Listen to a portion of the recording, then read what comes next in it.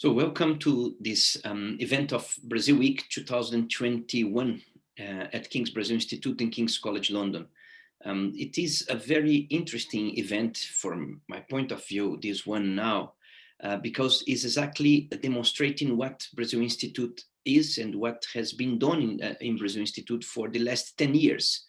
It's built up a community. And I think what we can see today, all the faces that you are seeing there, and all the speakers that we have here, don't worry, they will not talk for 45 minutes.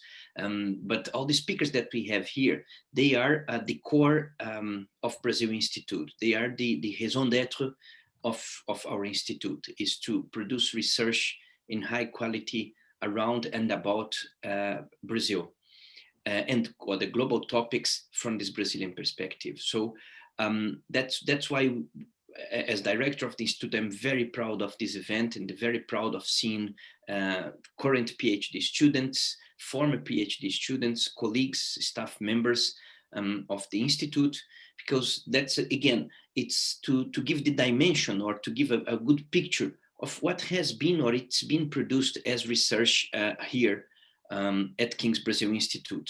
So what is our research basically? It looks like, Brazil Institute has accommodated a very diverse portfolio of research covering several areas and fields within the social science and humanities. This diverse and interdisciplinary approach made Brazil Institute attractive for many junior and senior scholars who joined the Institute either as visitors, affiliates, postdoctoral researchers, or PhD students. The regular staff of Brazil Institute, both present and past, also are considered reference in their respective fields and with a reputable academic production. And that's reflected in the score of citations and publications with this group. We also have at Brazil Institute two very important instruments for the propagation of our research. One is the journal Brasiliana, Journal for Brazilian Studies, and currently as chief editor, we have Dr. Felipe Botelho, who is affiliate to Brazil Institute. And we also have the Untitled Brazilian Studies series, a book series with Untitled Press. We just launched this series earlier today in an event, and the 3 volumes that came out, and we can repeat here now, one of our colleagues that will be talking to you today, Dr. Thomas Fröhlich, will be launching his book also in this series right this year. In order to in a certain way, to orient the research agenda of the Institute, we create some research clusters, and that's what we will be presenting to you today. Well, these clusters, they focus on specific topics, but not specifically or exclusively in Brazil, but also looking at interactions between Brazil and other Latin American countries, with Africa, with Lusophone countries, and the rest of the world. Before I pass the word to Maisa Edwards, our PhD student who will be guiding the event, I just would like to announce and briefly say a few words about each one of these clusters. We will have 4 clusters being presented today. One called Governance, Leadership, and Democracy. Brazil emerged for 21 years of authoritarian rule in the mid-1980s, part of a global wave of democratization. This research group explores the transition to democracy, the quality of democracy, transitional justice and human rights, and also debates about threats and improvements to democracy in contemporary Brazil. Using comparative and global perspectives, researchers in this group examine democratic practices, institutions, discourses, and reforms. That's the first research cluster. The second one, it's called Diplomacy, Security, and Defense. Brazil, a country that last fought a war in its region 150 years ago, the Paraguayan War, has the 3rd largest land border in the world with 10 different countries, after Russia and China only. This research group asks how the Brazilian state deals with these and other elements of the geopolitical situation to craft its security, defense, and foreign policies. It asks whose interests are served by those policies, what their impact are, and how state managers balance concerns about external threats with those focused on domestic public security. The other one is called Culture, Society, and Identities. Brazil is internationally known for its rich, dynamic, and syncretic culture and contributions to the arts in fields such as literature, music, cinema, dance, painting, sculpture, theater, and photography.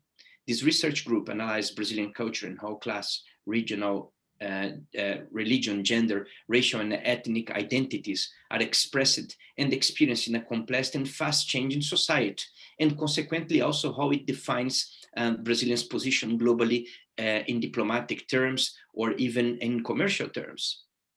Finally, the last research cluster is called environment, energy, and sustainability. Brazil is at the center of global debates about sustainability because the Amazonian rainforest, basically, that almost 2/3 of each is in the Brazilian territory, and that plays a crucial role in absorbing greenhouse gases and mitigating climate change.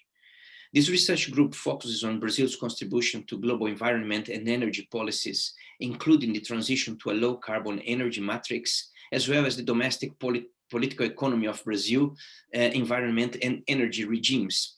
And of course, also other aspects that are related to that, and especially regarding the original people living in the rainforest and how they are affected by these aspects of sustainability and environment. Well, after this quick overview on the 4 research clusters, I will pass now the floor to Maisa Edwards, who will conduct this forum today, in which we as audience, we can know more or learn more about what has been done as research at King's Brazil Institute. Thank you very much. Maisa, with you. Thank you so much, Vinicius. And thank you everybody for joining us today on our last day of Brazil Week. We've had an amazing week with so many fabulous events. And we very much hope that this event now, presenting to you all the KBI research clusters, will allow you to get a real insight onto us as researchers, students, and the kind of research which we're producing and hoping to produce. As Vinicius said, we will be discussing the 4 research clusters, so governance, leadership and democracy, environment, energy and sustainability, culture, society and identities, and diplomacy, security and defense. First of all, I'd like to hand over then to our first research cluster, governance, leadership and democracy. Each cluster will have 15 minutes to discuss their research, the ideas that they're having to launch with the research cluster. And Anthony Pereira, if you would like to introduce your cluster, we can begin with you. Many thanks. Thanks, Maisa. So this group probably disagrees about some things, and that's very fitting for a research group on democracy. We could probably argue all day about what these terms mean, but my take is that governance means something more than government. It means how to solve basic problems of a community with civil society actors, with business, with social movements, and government often. Leadership is not just a single individual. Leadership is often about communities. It's about relationships. And democracy has been a recurring theme and a sort of national question in Brazil for decades. So I don't think we need to dwell too long on the terms of the research group, but we've got Darcio and Ingrid and Felipe are going to present their research to give you representative samples of some of the work going on in this group. So I want to turn it over to one of you 3, but I'm not sure which one of you is going to go first. Who's going first of the 3 of you guys? Felipe, you've got your hand up, so take it away. Yeah, I can go.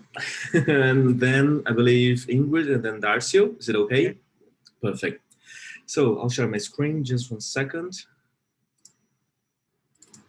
So I'll talk a little briefly about my research, and actually the drive for my research was what happened when Ernesto Araújo was put in office by Bolsonaro. And most of the researches and the comments that people made about him was that he wasn't supposed to change many things because of the tradition of Itamaraty, the continuity of our dear Ministry of Foreign Relations. But what happened afterwards was much different from what people expected. So why would people expect Itamaraty to behave in such a way as not to kind of ignore or be above governments? And why is this representation of Itamaraty so powerful? And that was my intake on Brazilian diplomacy. So I was not trying to understand Itamaraty in a bureaucratic way. I was trying to understand the discourses that fundament what a certain perspective on Brazilian diplomacy, a certain perspective on Brazilian foreign policy. And that's why my research is called Diplomatic Tales, Diplomacy as Myth Construction in Brazil. Well, I start thinking about something that Ivor Newman said a few years ago, and he states that to say that diplomacy has always been thus is not an innocent move, for it shrinks our understanding of a historically and socially rich phenomenon to today's constellation, and it highlights the power struggles that went into producing that particular constellation. And I'm trying to understand what is the power relations that construct the specific Brazilian constellation in terms of diplomacy and in terms of foreign policy. So my perspective and my research questions are, first, how we came up to think about Brazilian diplomacy as the way we do today, and what are the narratives associated to that? What are the narratives about Brazilian foreign policy elaborated by diplomats as intellectuals, and how are they constructed? So I investigate the relation between Brazilian academia and Brazilian diplomacy to understand how the ideas about Itamaraty and about Brazilian foreign policy came up to be as we see them today. My perspective is discourse analysis, so we have a pretty diverse methodological input on many things and many paths about Brazil here.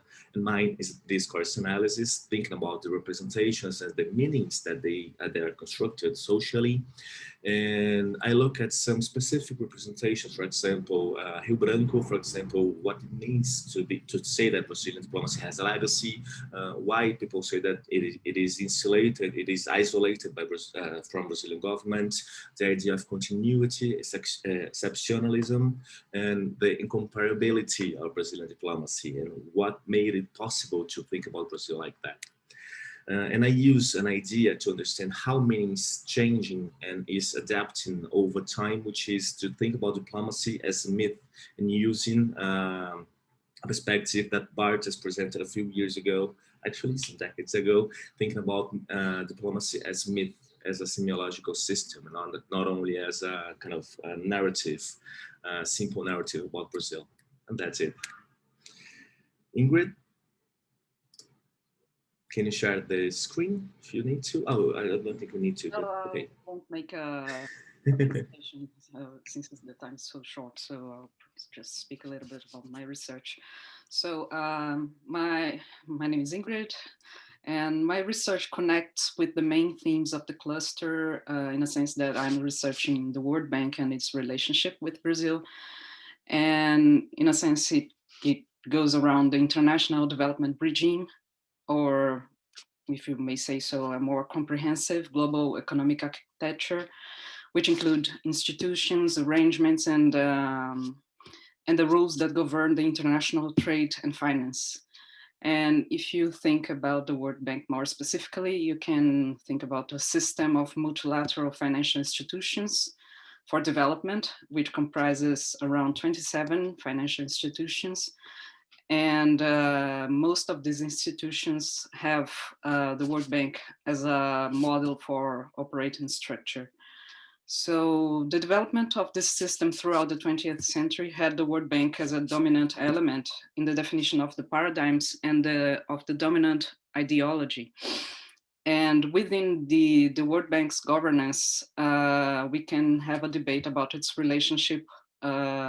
Mostly of the debate is on its relationship with the donor powers, especially the United States, and the influence they have on the lending decisions.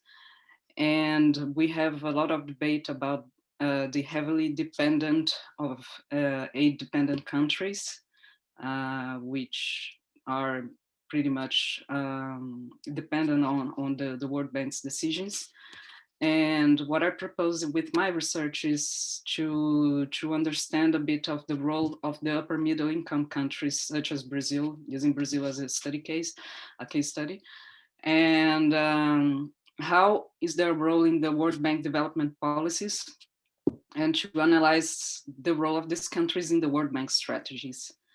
And these countries have a different position in the World Bank since they are not heavily dependent on foreign aid. They rely much more on private investment. And but even so, they are the largest recipients of most of the World Bank's loans. So they are, we can put it, important customers of the World Bank's products. So I would draw a line of telling that those upper middle income countries, they usually serve as examples of best practice in the World Bank strategies for developing countries.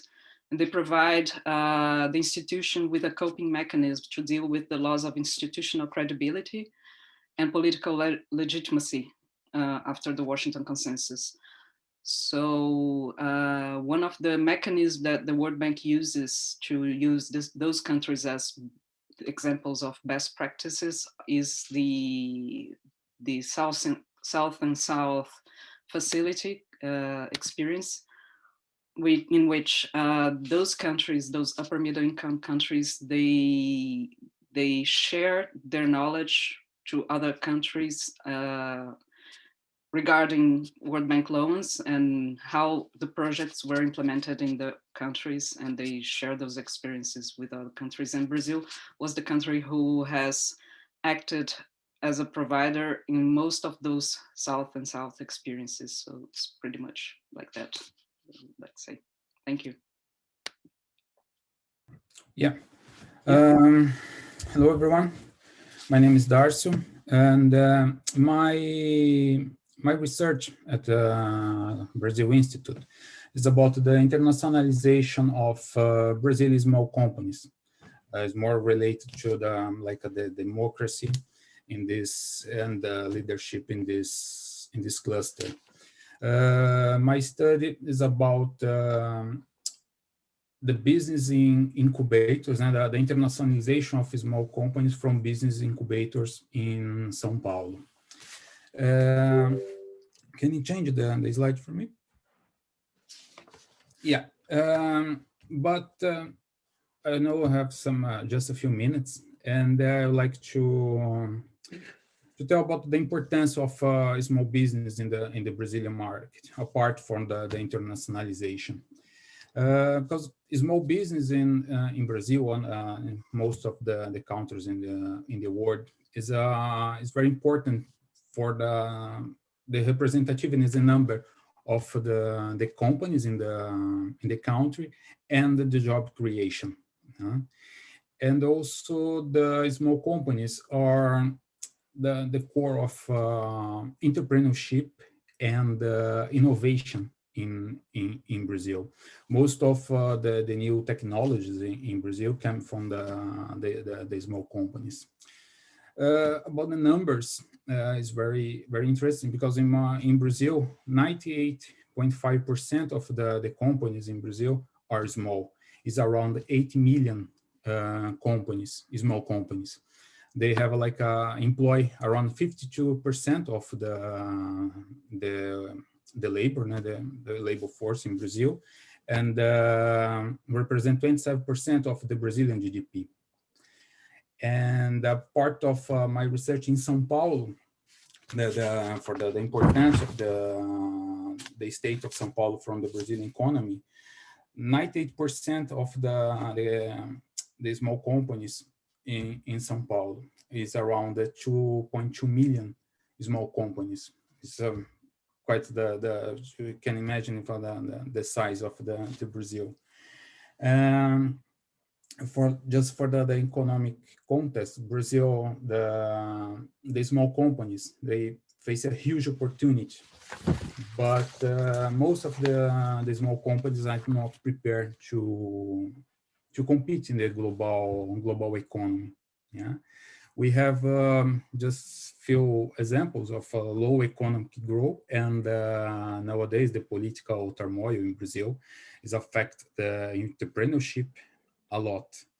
And then to grow in this market, the small business need support from our government.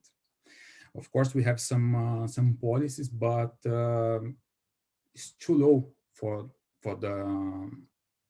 to increase the environment of business in Brazil. The main, I think, in my opinion, the main problem is the tax system. Normally, the small companies need to work 5-6 months just to pay tax in Brazil, and then this is very unfair for the business that employ most of the half population in Brazil. Other thing, the bureaucracy. Brazil is, I think, one of the most bureaucratic country to open a business. Few states in Brazil now have some programs that you can open a business in one day, but most of the rest of the country, we spend like 30-60 days to open only one company, you know. And then I think some policies need to be increased, like the support for business, small business, especially from companies like Endeavor, Sebrae, Senac, that need support these companies and monitor the business. And they also like to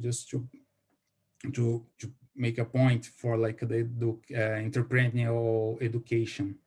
I think that entrepreneur need to be just since like the primary school. In Brazil, we have some programs that teach kids to how to be an entrepreneur. And this is a really good option because if sooner if the entrepreneurial spirit we spread in Brazil, we have a chance in the future for make more young entrepreneurs. And then, yeah, I think I will leave here. And then if someone have question, we have a Q&A. So. Amazing. Thank you so much to our first cluster, the Governance, Leadership and Democracy cluster. I'd like to now hand on to our second cluster, the Environment, Energy and Sustainability cluster, led by Dr. Thomas Fröhlich and Dr. Grace Souza, and also includes Ana Paula Borges and Rodrigo Lira. Tom, would you like to start? Thank you. Absolutely. Thank you so much. We prepared a little overview slide. Does that look somewhat sensible on your screens? Yeah, okay, cool.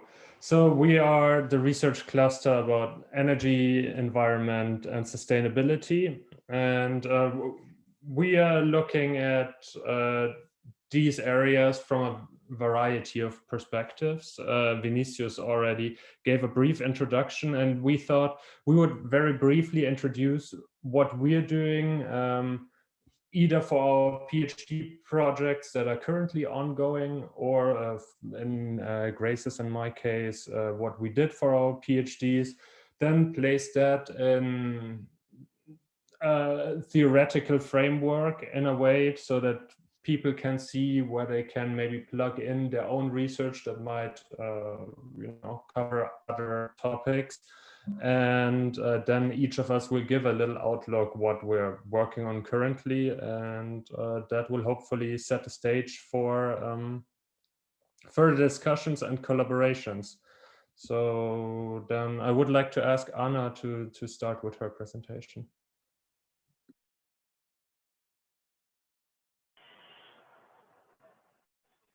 Brilliant. Thanks a lot, Tom. And we'll keep it short and sweet.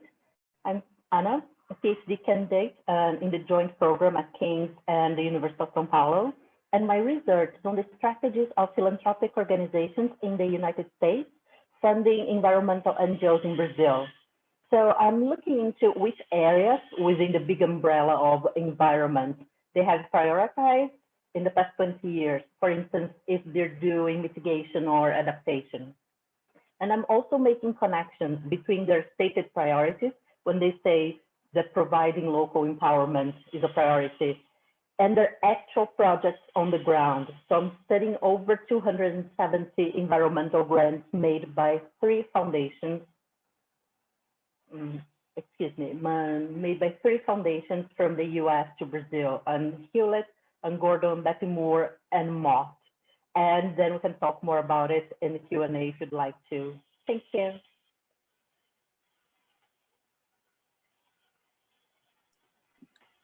Grace, will you take over? Yes, thank you so much, Tom, and good afternoon and good morning all.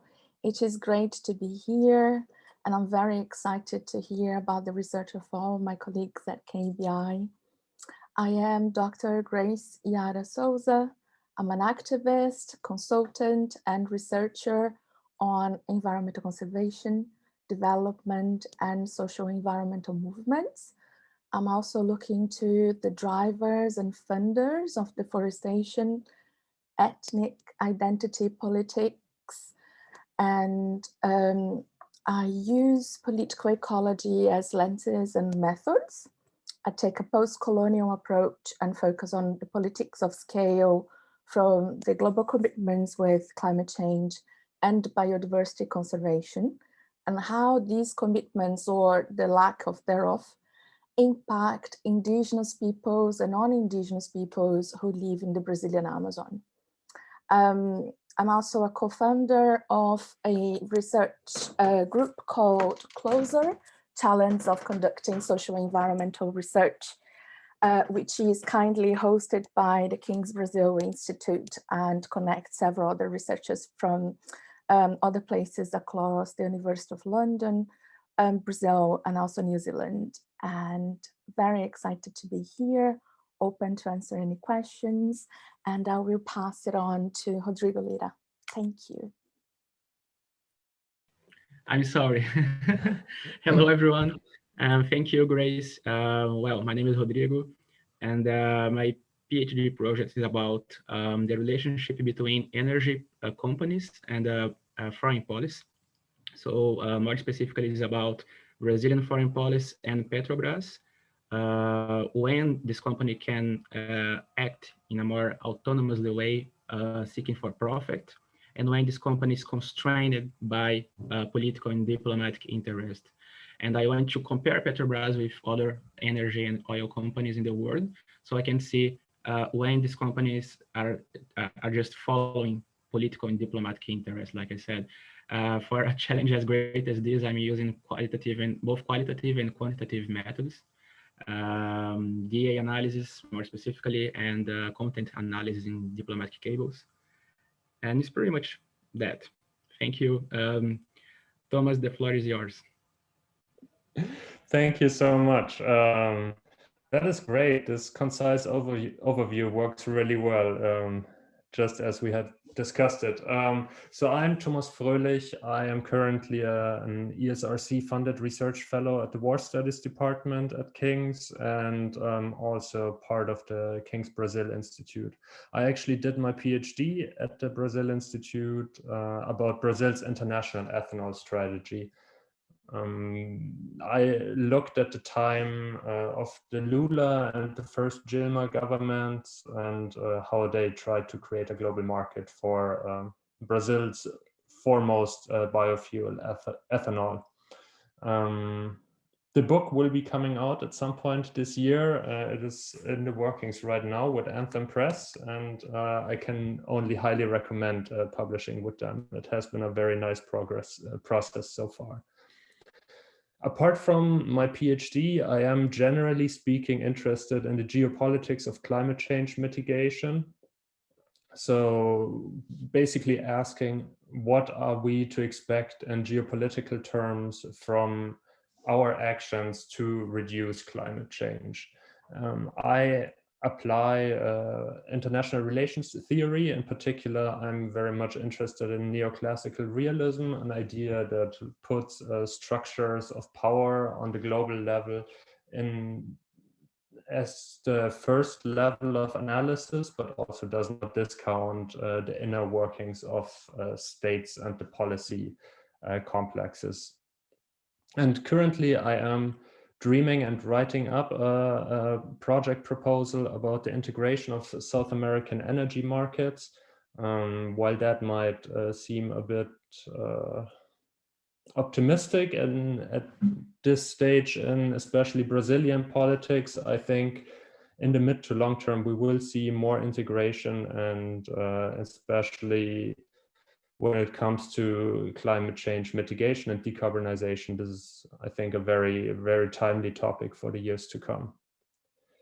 So bringing this to a conclusion, we, as the KBI Research Cluster Environment, Energy and Security, EE&S, we cover the governance of sustainability from the micro to the systemic level, and we try to analyze actors, institutions, and structures and their interactions.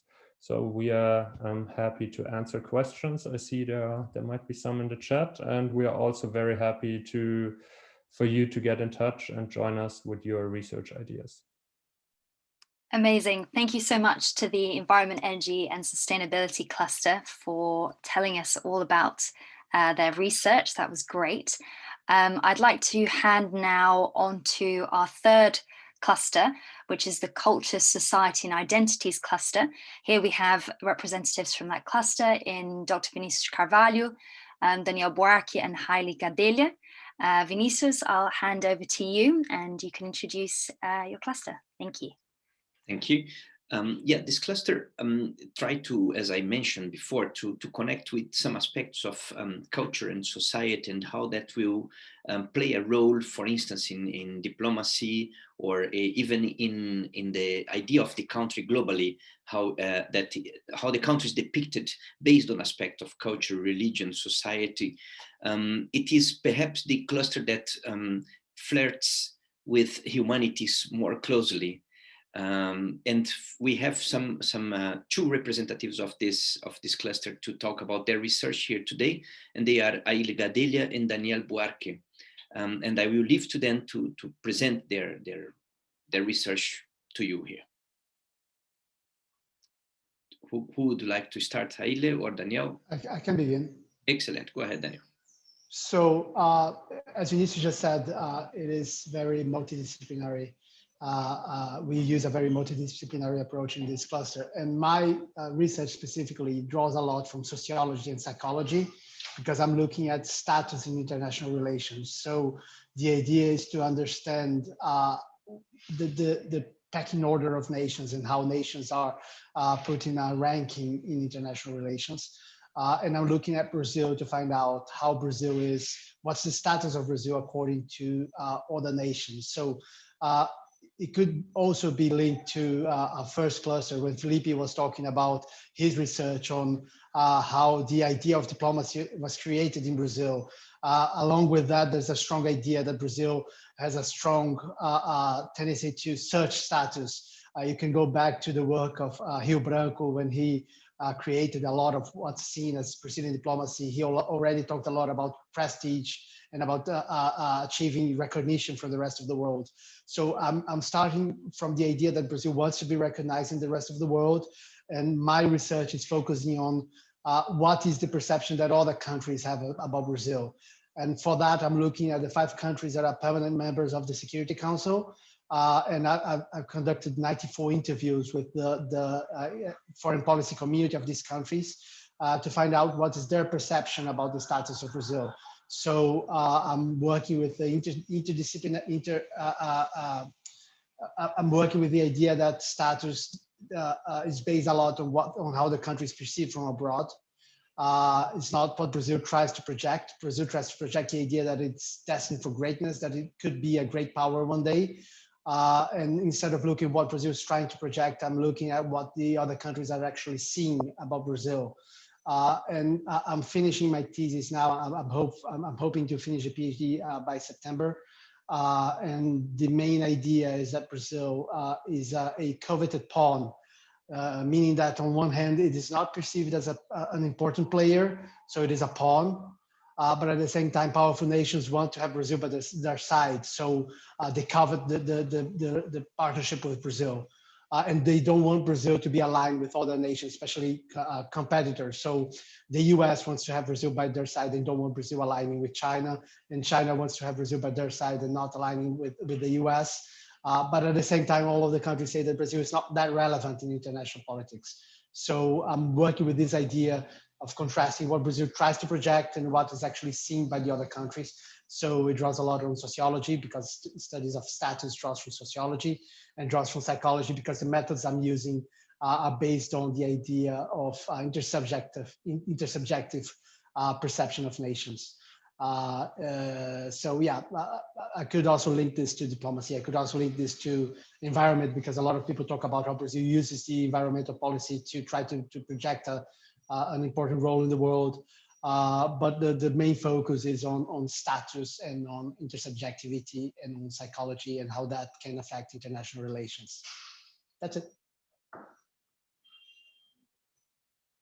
Thank you. Aile? Thanks. Hello, everyone. I'm Aile Gadelha. So my research investigates why the Brazilian government devoted exceptional efforts to hold during the Second World War the exhibition of Brazilian modern paintings at the Royal Academy of Arts and other galleries in important galleries in the United Kingdom in 1944 and 1945. It was the very first exhibition sent to the UK, and it was a huge enterprise, the most representative and the largest one to this day. And it was sent in a very critical moment of the war. The collection crossed the Atlantic Ocean at the very same time when 25,000 troops went to Italy to fight on the European front. And the two initiatives, I argue, is they are part of a broader diplomatic strategy. I've been doing a primary source research that, and through the interpretation method, I try to demonstrate that it was a very ambitious, innovative, and successful avant la lettre initiative of public diplomacy. And it was very successful in many ways.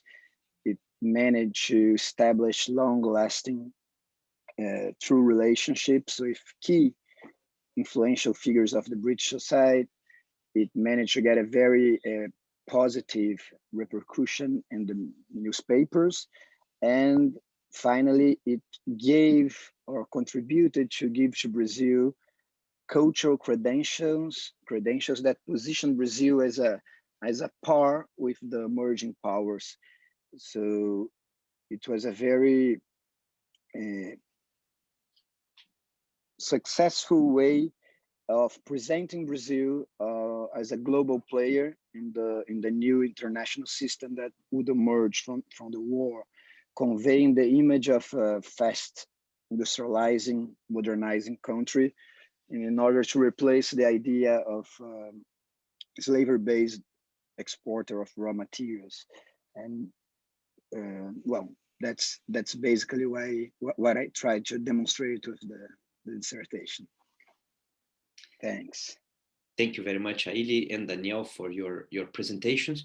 Yeah, one thing important to say before we move to the next one is that what we are having here is just a snapshot of many other research that we have inside Brazil Institute and other PhD students and postdoc students and alumni that are still connected to us, as well as affiliate members of staff and visiting researchers. So again, it's just to make sure that you are not seeing everything that has been connected to these clusters, but as I said, a snapshot of what happened in the research profile of the institute here. No, Maisa is with you again. Thank you so much to the Culture, Society and Identities cluster for telling us a bit about your research and also where you're thinking of going. I know Danielle said that he's hoping to submit now this year, I believe Hailey as well. So very exciting. So now we can move to our final research cluster, which is a cluster that I'm also in, which is the Diplomacy, Security and Defense cluster. We are led by Dr. Vinicius Carvalho and Kieran Mitten, who's in the War Studies Department. Rafael, I believe you will be able to share our slide that we can have as our guide. Thank you. So I will begin. I'll tell you a little bit about myself and my research. So as you can see, there are quite a few of us in this research group. We're very excited about the future of the research that we're going to be producing this year. So to introduce myself to those that don't know me, my name is Maisa Edwards. I'm a third year joint international relations PhD student at King's and the University of São Paulo. And my research topic explores Brazil and what's called the Zorpacas. And for those of you who do not know what the Zorpacas is, it is the Zone of Peace and Cooperation of the South Atlantic. And I analyze Brazilian diplomatic and defense relations in the South Atlantic. So to give you a little overview as to what the Zorpacas is, it's a zone of peace, as you understand, in the geographic region of the South Atlantic. Has currently 24 member states, 3 being in South America, Brazil, Argentina, and Uruguay, and 21 member states in Africa, going from Cape Verde down to South Africa.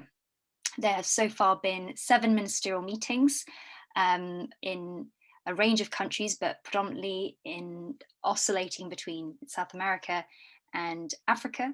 And to give you an idea as well of the main commitments of the Zone of Peace, it is a zone committed to increasing collaboration between the member states, but also it is a zone that has a very strong stance against the proliferation of nuclear weapons.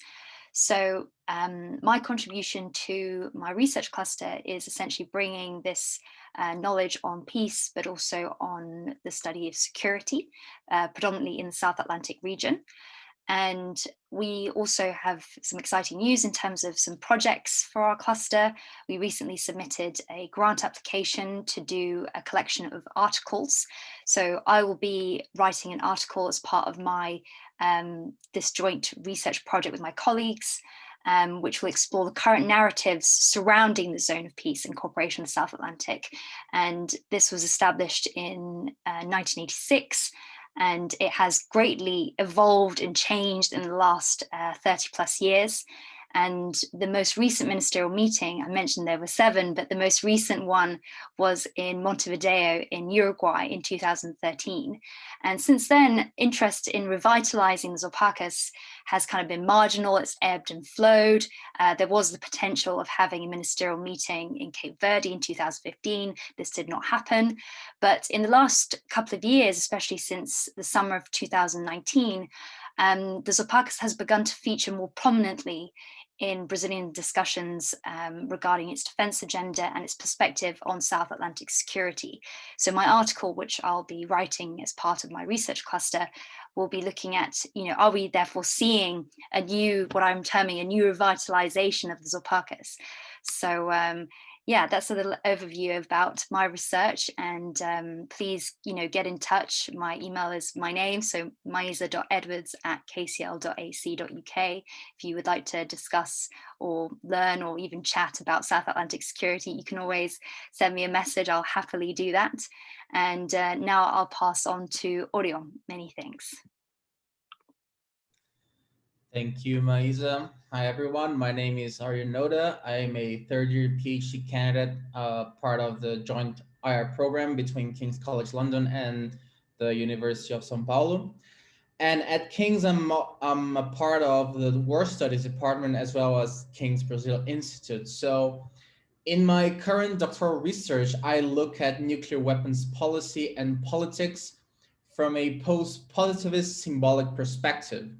So basically, I go beyond traditional materialist approaches to nuclear weapons and focus on symbolic perceptions of nuclear weapons and how these perceptions are created, changed, and impact state identity and ultimately behavior. I draw from a semiotic approach from anthropology to discuss what is a symbol and how these symbols are created throughout time and how they change throughout time. So basically what I'm doing is sort of analyzing what nuclear weapons symbolize apart from their material features. My case study for my PhD per se is the United States, ranging from 1945 to 2020. But as part of the KBI's research cluster in diplomacy, security, and defense, and part of the research grant that we got that Maísa just mentioned, I am writing an article on Brazil's nuclear policy, focusing on the ProSub program, concerning Brazil's ambitions to develop a nuclear-propelled submarine. In this article, I'll basically focus on what are the underlying reasons for Brazil's plans to develop such a device, which, if it happened, it will be the first non-nuclear weapon state to have this technology, by the way, as well as the official government narrative and justification for this program. Additionally, I'm also working on another article, which is not related to the grant, and it's an article I'm co-writing with Maísa regarding the BRICS security agenda and the case of the bloc security stances on nuclear proliferation and disarmament. So watch out for that. So I'll pass it on to Rafael now. Thank you.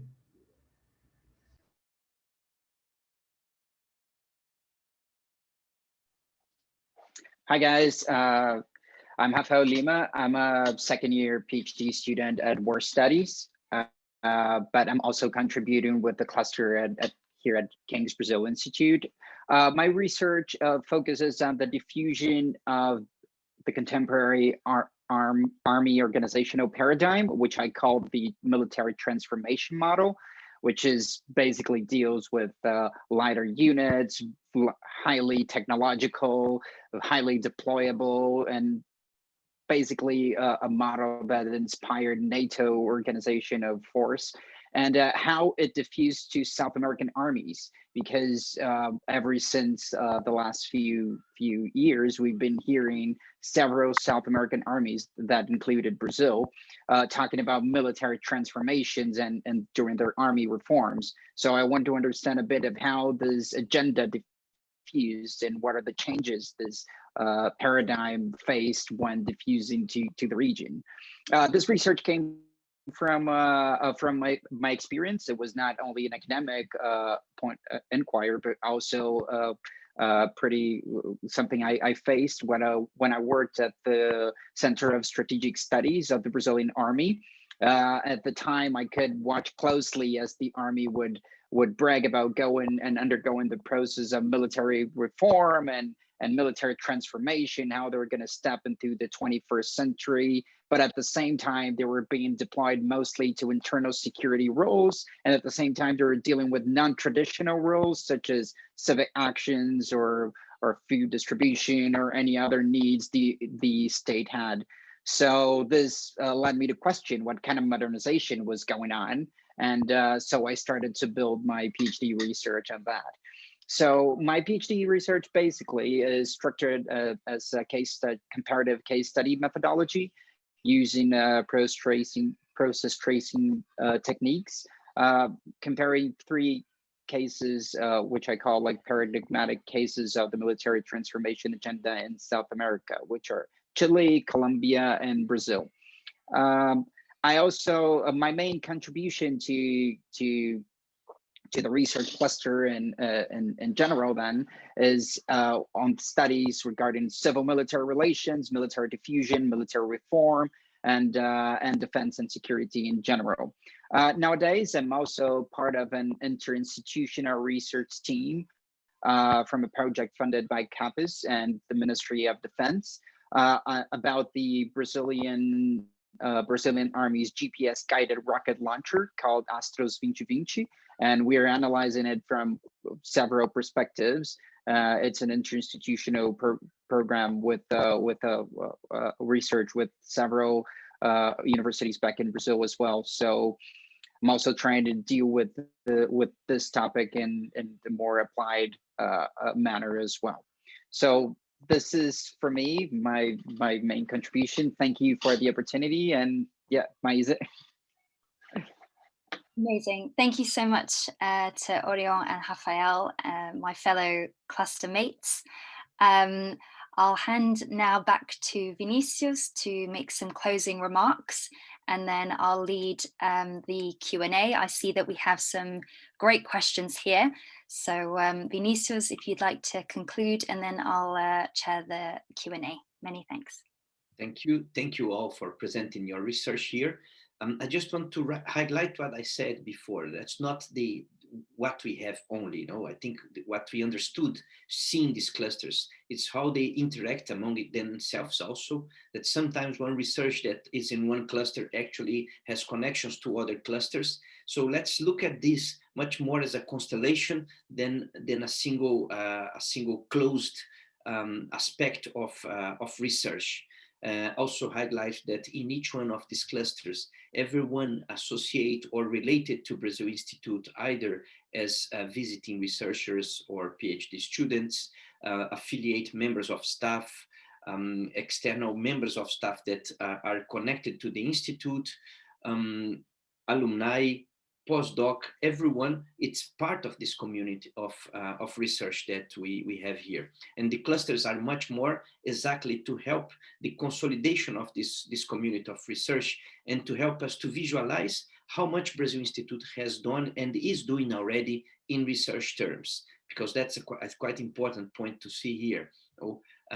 It's important to notice that despite being a small institute comparing to other institutes or departments in the college, the amount, the quality, and the impact of research produced inside Brazil Institute, it's relevant, sometimes even bigger than many other big groups there. So that's, I think, the main idea behind having the research clusters in place.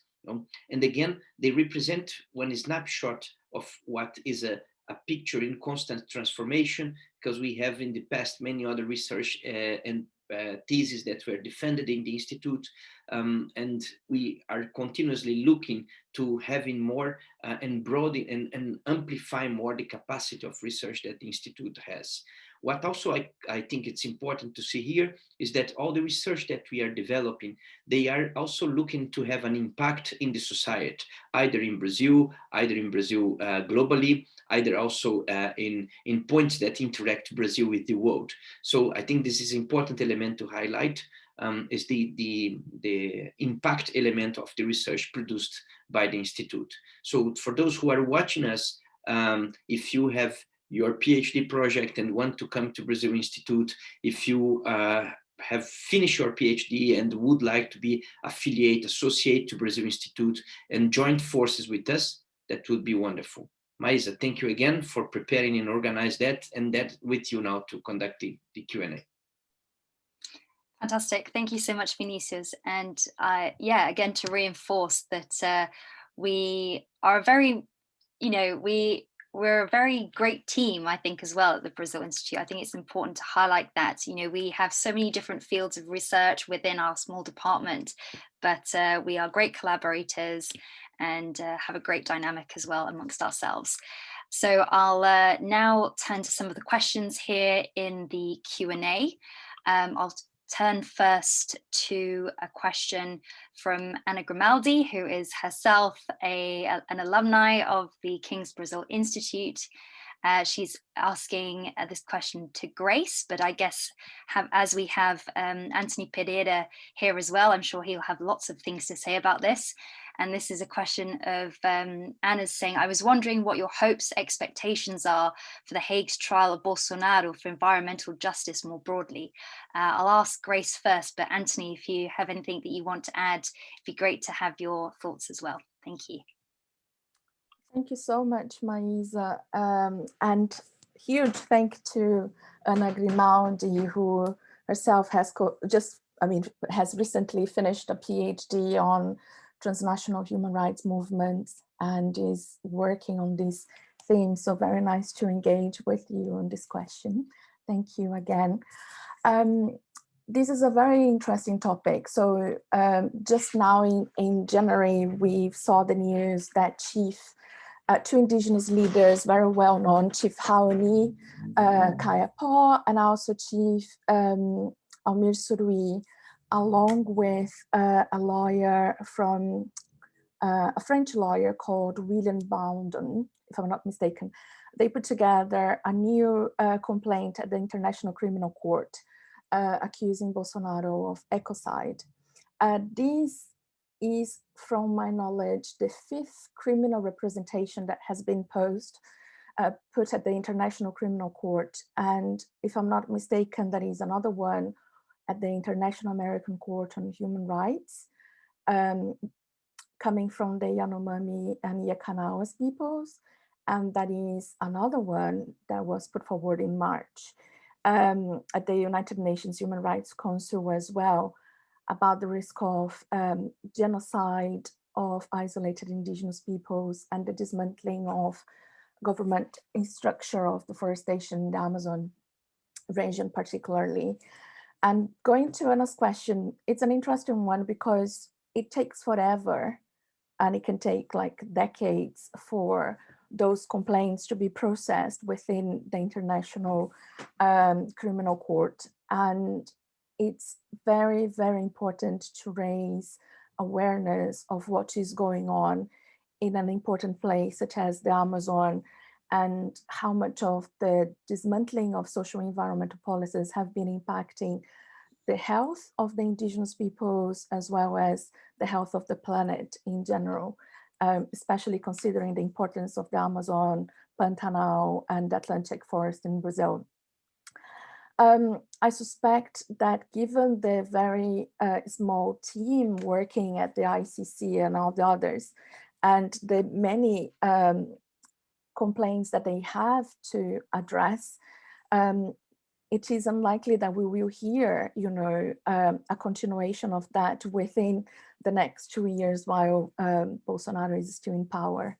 However, I think I would like to highlight the importance of those complaints being filed and how the international community, particularly those countries that are in process of having trade agreements with Brazil, should also take into consideration whether by signing those trade agreements without looking to the environmental conservation as well as the rights and the possible ecocide of indigenous peoples and others, they're not filing with complicity for those process of human rights accusation and ecocide.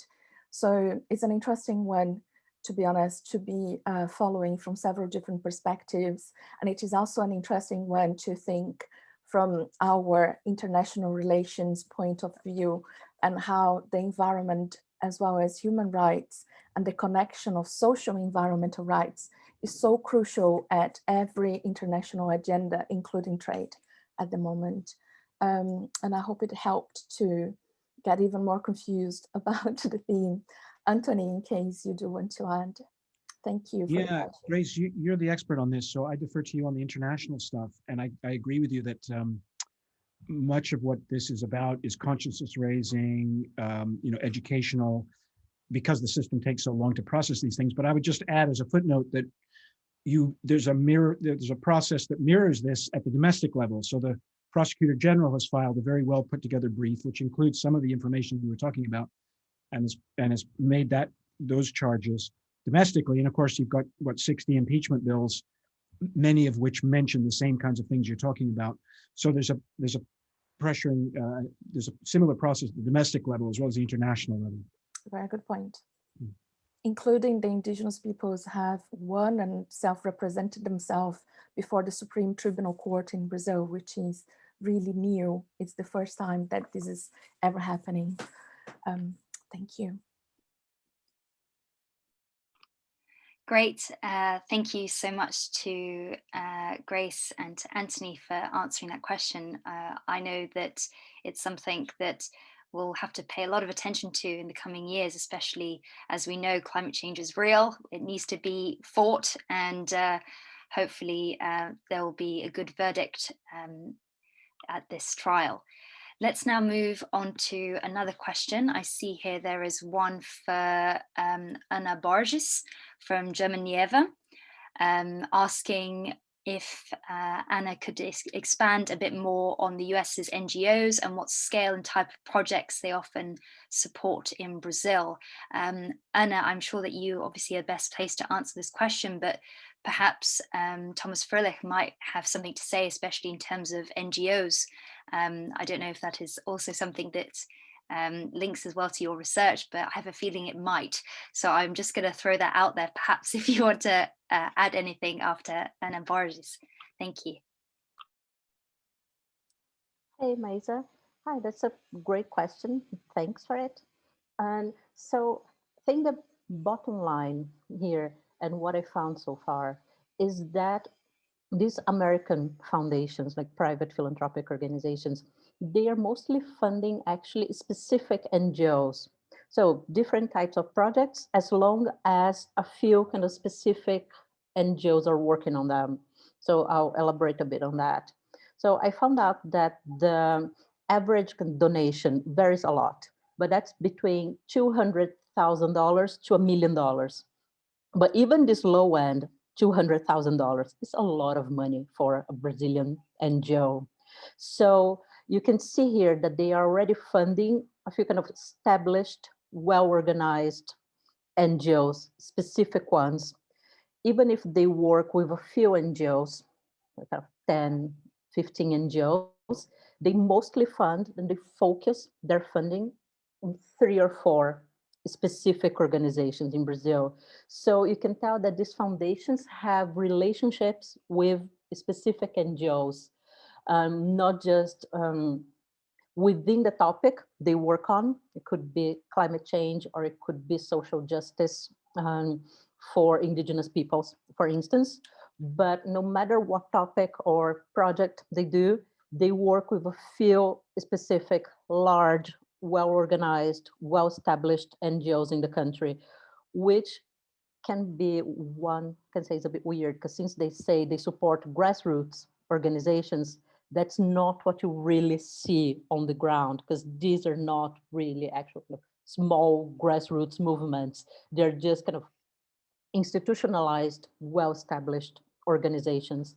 And also the average grant is about 2 years. So even if they work with one specific organizations for 10, 20 years, it's within kind of small periods of time. So every 2 years, they have to renew their funding, which brings a lot of instability to the work of these NGOs. So they always need to keep pushing it and keep applying for new grants, which makes it harder for them to work on long-term, or to think about long-term strategies, which is what we need now to protect the environment.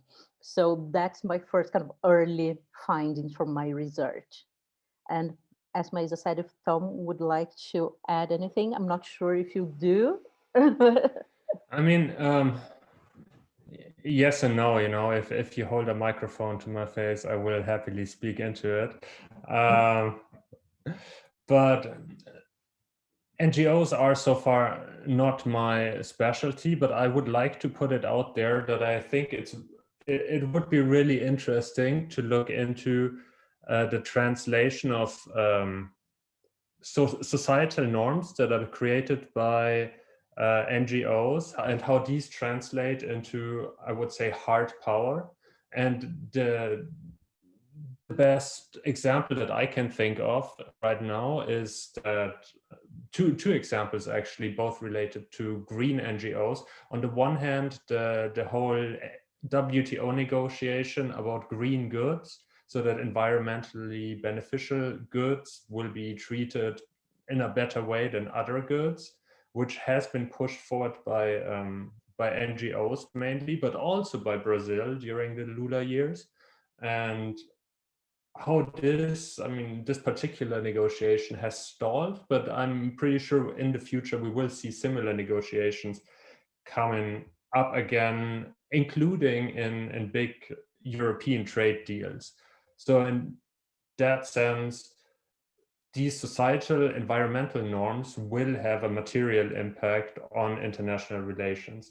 You can also ask a similar question regarding green investments when, for example, the a Norwegian sovereign wealth fund buys land in the Amazon, maybe not in Brazil, but in other Amazonian countries, in order for it to be protected.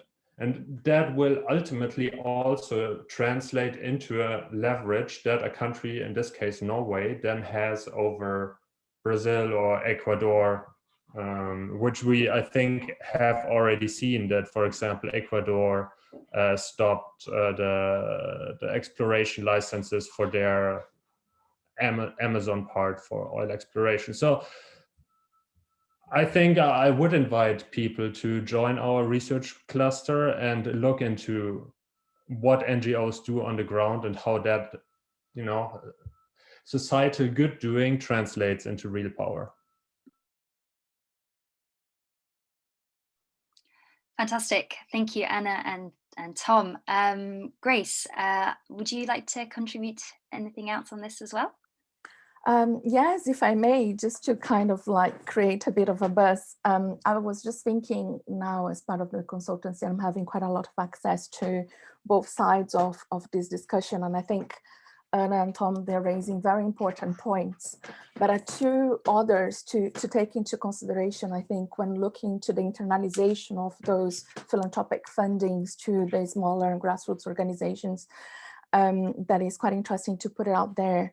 One of them is how bureaucratic it is to be able to access those international fundings, especially when you think about the translation from English language to Portuguese to indigenous language in several aspects, and how colonial those processes might be, because it just excludes several of those grassroots organizations that do not have the technical capacity to reach those fundings. So that is one aspect. So even though from the philanthropic perspective, that is this desire of decolonizing and reach the grassroots organizations, there is still a huge gap in reality, making it accessible to those at the bottom. The other aspect is that is quite interesting is how those bigger NGOs within Brazil are now engaging with re-granting. So being aware of how tough it is for the others to access that funding, it's a possibility, because once the funds is available in Portuguese language and in reais, it's easier for those at the bottom to access. And one thing that there is a lot of space to move forward, I would say, other than the decolonizing process, is to support grassroots organizations to become professional, to be able to deal and navigate the non-indigenous world. And so there is a lot of room for improvement in that aspect. And I totally agree with Tom. I mean, looking at that from a kind of international relations perspective, and now we see from a boycott perspective as well, you know, he mentioned the Norwegian funds. You see a possibility there of controlling how funds are or not reaching those at the national and global level, and how the Brazilian government is using, you know, the international aid as a maneuver to negotiate other aspects, and how much is lacking as well in terms of diplomacy. Thank you. Fantastic.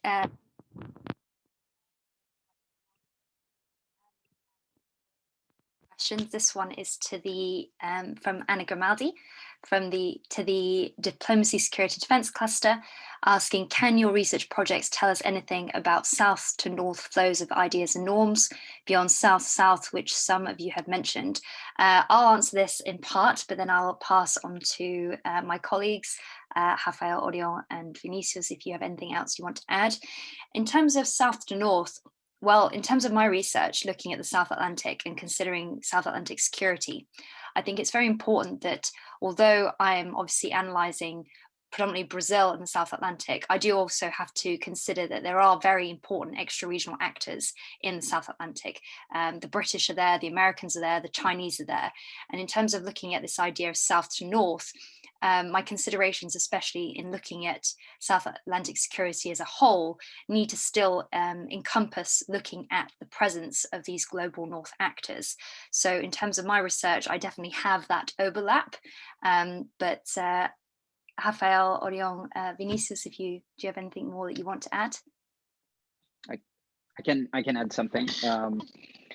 In terms of my research, I'm dealing with a specific way of norm and idea flow from north to south, which would be when you have a specific set of military innovations or a specific set of ideas of how to organize armies and military organizations. This flows to south, to states in the south, and basically through socialization, like on networks and professional networks, and on ways of trying to copy each other. So this is, to be honest, this is something in terms of north to south that I'm gonna run into during the research. I still haven't got to the point to have any assessment about it, but I'm pretty sure that this is something that I'm gonna stumble upon at some point in my research, because it's a central dynamic of the flow of information from one side to the other. This is a main dynamic of diffusion. So yeah, in my case, at some point, I will deal with that. Well, if Vinicius. Yeah, I would add some aspects here is also about the Brazilian, we could call defense diplomacy, and how much Brazil, in the context of in defense, is interacting with other countries in the South-South relation. There's a big space that Brazil occupies in South America, as a sort of provider of relations or connections among the defense structures in this region, as well as in the South Atlantic. Brazil defines its strategic environment with a circle around Brazil, encompasses the South Atlantic, Antarctica, and also African continents. So in this area of interest, Brazil is again, in defense diplomacy, it's very active with several cooperation missions. For instance, for many years, Brazil has collaborated with Namibia in supporting their building up of their navy, for instance, and consolidating a sort of strength, military strength there. There is also a more active presence of Brazilian defense diplomacy in the CPLP, the Comunidade dos Países de Língua Portuguesa. There is a Center for Strategic Studies of CPLP that is in Mozambique, currently is led by a Brazilian captain of the Navy, and that is in some way bringing some discussions from a Brazilian perspective in this aspect of South-South cooperation also. And another important element on that is that in a global arena of defense, in some elements, Brazil is also trying to play as a global player in this sense. No, for instance, from April 1 on for 3 months, there will be a Brazilian admiral leading one of the maritime.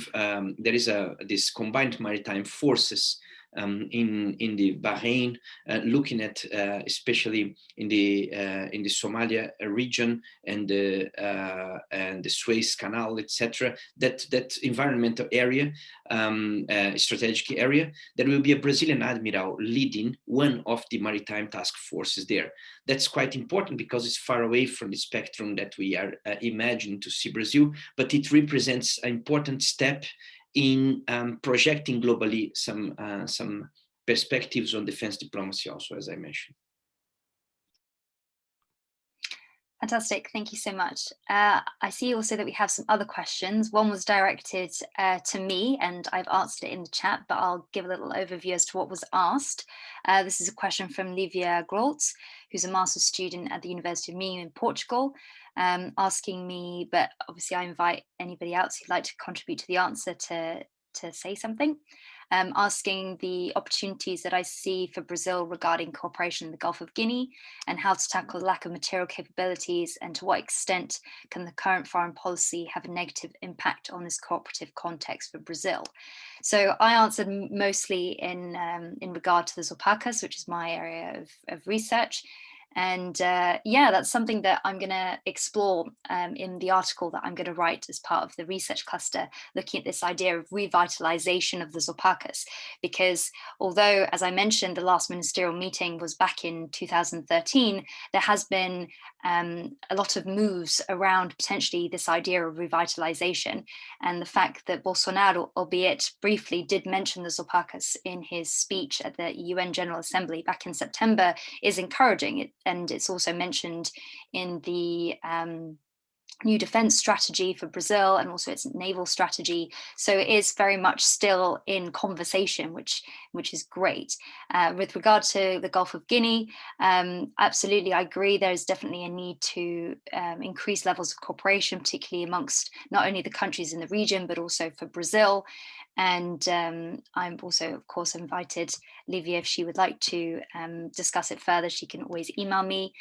In terms of current Brazilian foreign policy, well, as we all know, we're seeing a very interesting time at the moment. Felipe Estri mentioned the current Brazilian foreign minister, and that we are definitely in some interesting times.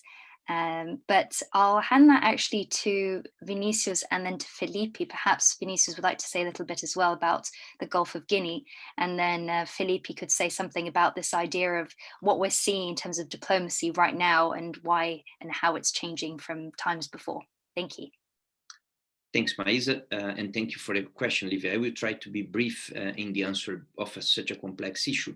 But the important point to think about Gulf of Guinea, and especially about Nigeria as an important country here, is that what we have, the crisis or the risk of security risks in Gulf of Guinea, it's related to countries that are not too weak to justify an intervention, and not strong enough to respond to the security demands of the region. So we are not talking about Somalia, in which the country was completely incapable and weak to respond to any maritime crisis, and that was easy to justify and to even implement one international mission. Gulf of Guinea, it's very different. We have a state. If it's a weak state, it's a state, and it has capabilities. If it's not strong enough to address the issue, that also doesn't justify an international intervention there. There's another problem, is what we are calling security in the Gulf of Guinea. Where is that located? Is in the international waters, or is in the territorial sea of the countries of the region?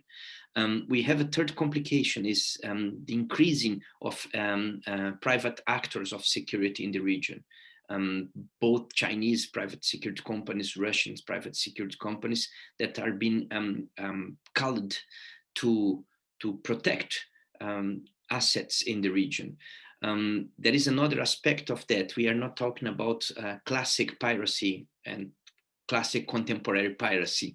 We are talking about another sort of criminal acts in the region.